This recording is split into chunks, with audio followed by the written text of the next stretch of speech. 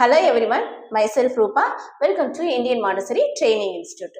இன்னைக்கு நம்ம இந்த வீடியோல என்ன ஆக்டிவிட்டி பார்க்க போறோம் அப்படின்னு பாத்தீங்கன்னா, for language practical paperல first activity enrichment of vocabularyல presentation names பாத்தீங்கன்னா names of objects in the environment தான் நம்ம பார்க்க போறோம்.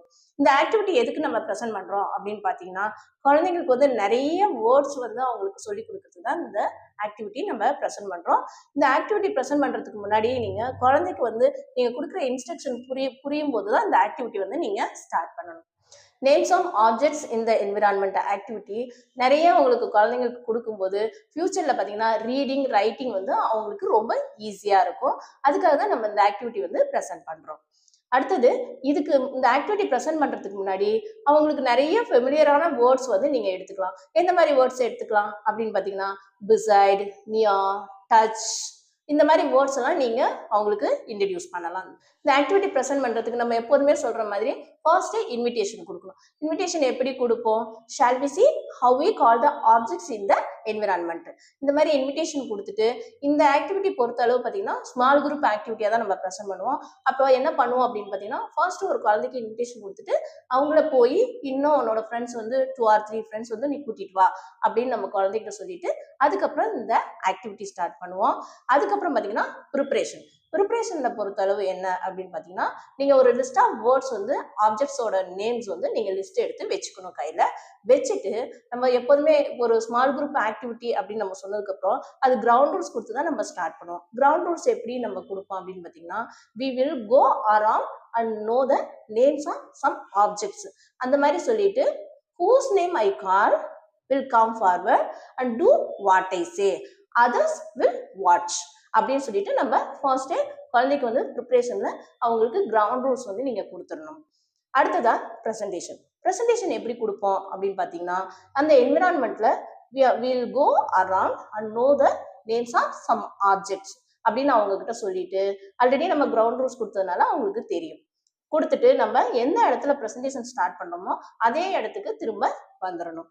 நம்ம அந்த என்விரான்மெண்ட்ல நம்ம ஒரு பிளேஸ்க்கா நம்ம போய் அங்க என்னென்ன ஆப்ஜெக்ட்ஸ் நம்ம இன்ட்ரடியூஸ் பண்ணணுமோ அந்த ஆப்ஜெக்ட்ஸ் கிட்ட போய் நின்றுட்டு this is window, this is door, this is light, this is fan, this is shelf, இந்த மாதிரியெல்லாம் நீங்க உங்களுக்கு அந்த ஆப்ஜெக்ட்ஸ் வந்து இன்ட்ரடியூஸ் பண்ணிட்டு நம்ம எந்த இடத்துல இருந்து ப்ரெசன்டேஷன் ஸ்டார்ட் பண்ணோமோ அதே இடத்துக்கே நம்ம திரும்ப வந்துடணும்.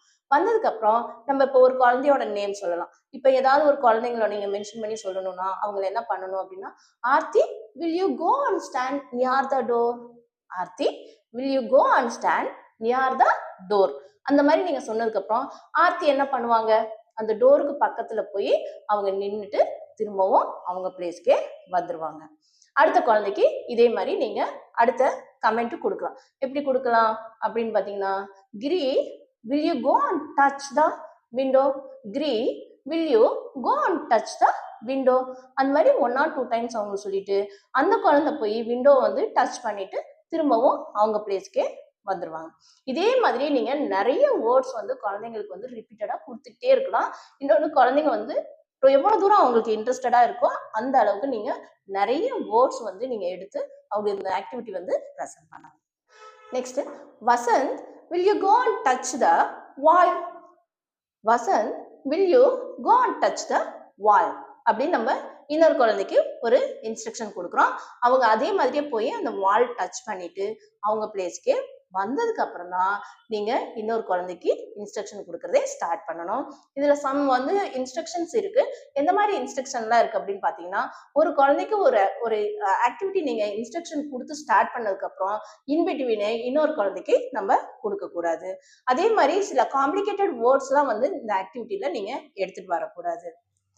நெக்ஸ்ட் இன்ஸ்ட்ரக்ஷன் என்னன்னு பாத்தீங்கன்னா இதுல பொறுத்தளவு மாண்டசரி மெட்டீரியல்ஸை வந்து நம்ம இன்க்ளூட் பண்ணிக்க கூடாது. இந்த ஆக்டிவிட்டி பொறுத்தளவு நேம்ஸ் ஆஃப் ஆப்ஜெக்ட்ஸ் இந்த என்விரான்மெண்ட் இதை பொறுத்தளவு நீங்க மாண்டசரி மெட்டீரியல்ஸ் வந்து நீங்க எடுத்துட்டு வர தேவையில்லை. அடுத்ததா இதோட ஏஜ் ஆஃப் ப்ரெசன்டேஷன் என்ன அப்படின்னு பாத்தீங்கன்னா the children should have settled down in the environment and ready to take the presentation. இந்த ப்ரெசன்டேஷன் குழந்தை எடுத்துக்கிறதுக்கு ரெடியா இருக்கும்போது மட்டும்தான் நம்ம இந்த ஆக்டிவிட்டி வந்து ப்ரெசென்ட் பண்ணுவோம். இந்த வீடியோ வந்து உங்களுக்கு ரொம்ப யூஸ்ஃபுல்லாகவும் இன்ட்ரெஸ்டிங்காகவும் இருந்துக்கணும்னு நினைக்கிறேன். தேங்க்ஸ் ஃபார் வாட்சிங். பாய்.